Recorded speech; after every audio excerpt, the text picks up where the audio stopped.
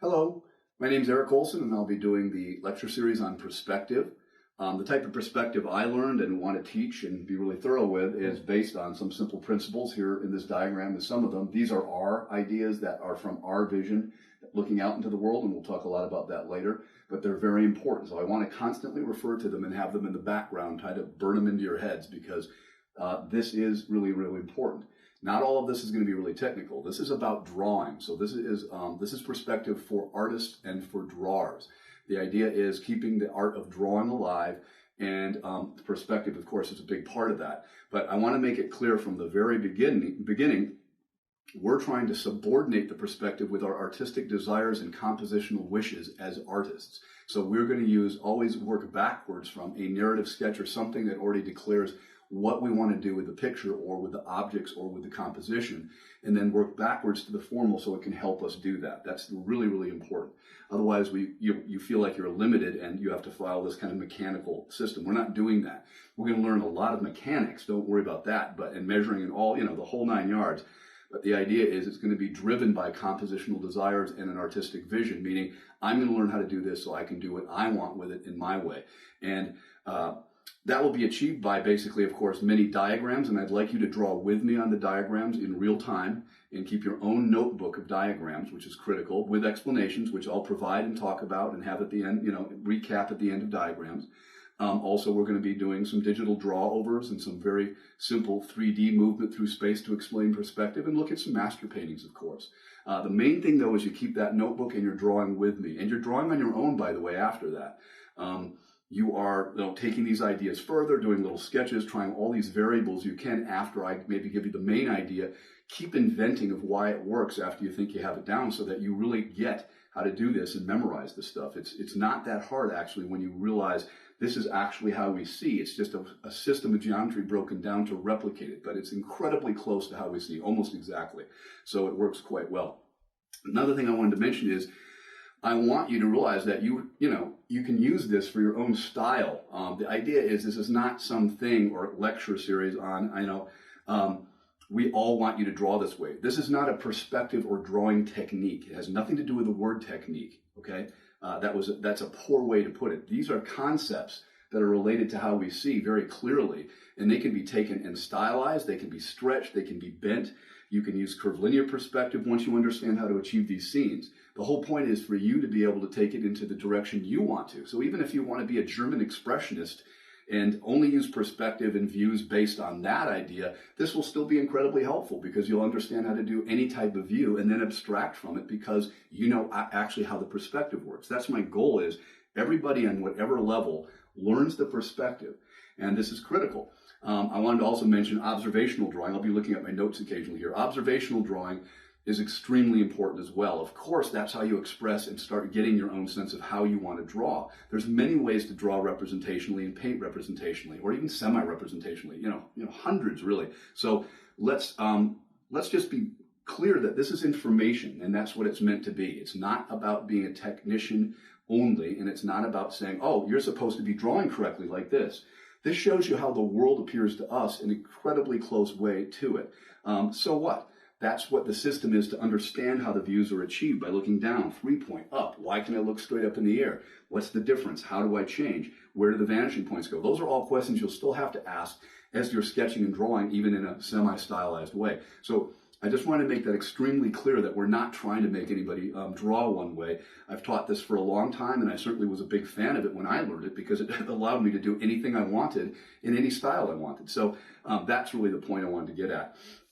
Observational drawing is very important to sketchbooks, trying to draw objects, trying to understand how to do these different variables from landscape drawings, drawing rooms, drawing people, putting them in perspective. All that you can just do in little exercises for yourself, as well as work on your line quality, how you like to draw, replicating artists you really like. You can still do all that while practicing the perspective. It doesn't have to be a separate exercise. That is an incorrect way of thinking, I think. If you want to learn perspective, you can take it and you can bring the perspective, into the realm of what you like to do and practice it and get to know the views and really get technical with it. We'll be getting quite technical on the diagrams in some cases, and other ones will be really simply, how to place figures all in a correct scale. So we'll be covering all that, and I'll be getting into that in the diagrams, and we'll be getting more into the explanation of what this is all about in the next segment. I just wanted to make some ideas clear to you at the very beginning that, this is perspective for artists again, and I want to make that super clear. Okay, drawing's a language. Let's be honest. Visual art, drawing, figure drawing, transparent drawing, drawing through objects, understanding them as transparent things first so that you understand what's on the other side. Volumetric drawing, figure drawing, landscape painting, perspective drawing. All of it's, saying the same thing essentially. You're trying to express that. Color mixing real color, actually physically seeing color, mixing, many variables on it. All these type of basics are really important. So perspective, of course, is a big part of that. So again, it's information, and what you do with it is the exciting part and the new part, frankly, because you'll be going into the future in new ways than others have. This is just classic information that is about how we see. It's very analogous to music. It's very analogous to writing. There is still sentence structure. Words are still spoken in order. There's an order to writing, and there's an art to it. There's also in music, of course, you play scales. You have to be able to read music. You have to be able to understand and play an instrument well. There's things and facts you actually have to do in order to be a professional musician and then compose new music. So we're thinking the same thing. This is just the basics of, like, an analogy would be, this is more maybe around the line of classical music as opposed to jazz, whereas jazz took classical music and all the rules and all the sophistication and pushed it in another very exciting direction. That's exactly how this information should be used. It's not about itself only. It's not an end to the mean. It is simply a way to get there. So that's an important idea.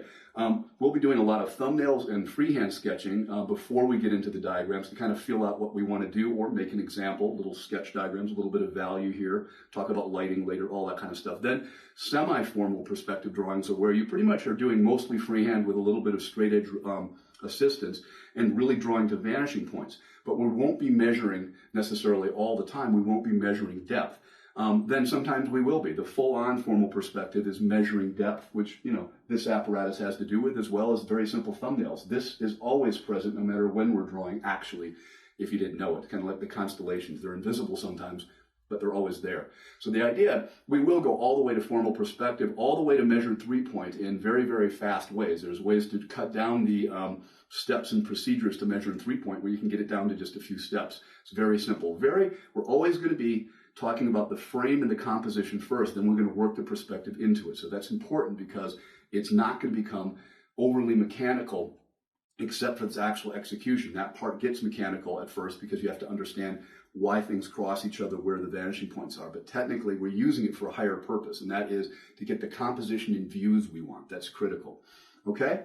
How do we see the world? We see it with binocular vision. Obviously, perspective, if I'm standing in the station point here, kind of where this is supposed to be viewed from in the size of my cone, which we'll explain just in a few minutes. The idea here is that in perspective, unlike how we see, it's from a single viewpoint. So you have to almost close an eye and imagine you're never moving and you're absolutely stationary. And that's how you see everything moving consistently. So we're not seeing binocular vision necessarily when we're drawing in perspective. We're from a single viewpoint with a single eye. But effectively, it doesn't matter. We just say it's right between the eyes, the station point, which we'll get to in a bit. So the camera's the same thing. The camera lens adds distortion. Camera work is its own thing. It's not exactly how we see either. But it's incredibly close. And of course, it's a great illusion. And so is linear perspective. It's a fantastic illusion. Both are practically the same. And for our purposes as artists, they pretty much work exactly the same. So if their nuances really don't matter. We'll be discussing lens frames, everything about how to frame out and why we can frame around the cone, all sorts of stuff having to do with composition, art, and figuring out what you want to say with the composition. So remember, it's about helping your concepts and your ideas about what you want to do. And the more freedom you have to do any view you want is the more freedom you have to come up with any concept you want, because concepts are directly related to narrative in painting and drawing much of the time, especially in semi-representational and representational art, obviously. So that makes sense. And again, I just wanted to cap off again, this is compositionally based. And what I mean is lots of variables. So we're not going to teach some formulaic way and say, oh, well, if you want to do this and you're kind of looking over here, here's a way you can do it. Here's a trick. We're not going to be using words like that, or I'm not going to be. I learned the full Monty, basically, all the way of everything you could do with perspective, basically. And there's 8 different ways you can do it. You can't remember them half the time. That's why that's why you write the notes down. The notes, the lectures, a few books you like, all that stuff is helpful to go, oh yeah, I want to kind of get this view, but I've forgotten exactly how do I approach it and what are the general outlooks of that? Oh yeah, I forgot. So you just, you refer to your notes. But compositionally, how do I get, 5, 6, 10 variables on a kind of a scene I want as I'm compositionally sketching, just as an artist in a sketchbook, but with the rules here in mind, kind of invisible cobweb thin ideas. You can do a lot to go toward just mapping out a real view, and then you can start stylizing it immediately, and you can transfer that into a huge canvas or a mural, and you're off to the races. It's like instant. It's not like you have to, go through a lot of transitions here. If you can do a really nailed composition in a sketch, you can enlarge that sketch either by simple gridding, however you wish, and then you can get right on it because the view is solid because perspective. And that's what we're really going to, that's the goal of the lectures, is to really get you feeling in 1, 2, and 3 point and all the different factors and variables that I could have thrown at me. I can create an infinite amount of views is the important thing. And I really want to stress that. And again, this helps us do it. These are the 4 items that are ours when we look into the world. I'll just name them. The eye level you're familiar with, which can be the horizon line where the ground and the sky meet forever if we're in traditional 1 and 2 point. But we can also be looking down in 1 and 2 point and straight up in 1 and 2 point, as well as all around a sphere. The idea of the center of vision is always the plane at which we're standing straight in front of vertically. And of course, the station point is the point between our eyes in the position we are actually looking from with our eyeballs, always. And the cone of vision is a projection that is always present because it's our view of basic distortion here.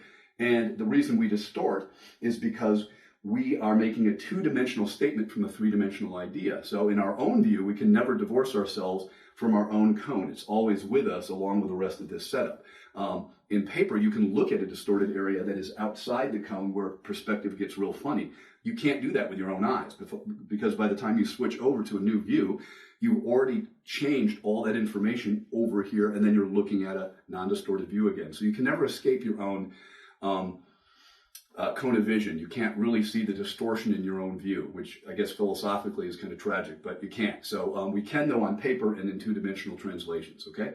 So that's about it. I wanted to just make it clear again that I'm really happy about doing this, and I want to give you everything I know, just not parts and like a bridge. I don't want to make it the abridged version. I want it to, really give you more than I've ever done, even in my own notebook or anything, and really put it together carefully because I'm excited about the fact that more than ever these days, we want to convey that drawing is its own art form, and perspective, linear perspective in drawing form is really important. And I wanted to stress also that, of course, digitally, people are drawing all the time in 2-dimensional digital programs. So the computer screen, this wall, a piece of paper, it's all about the picture plane, which is the flat wall here.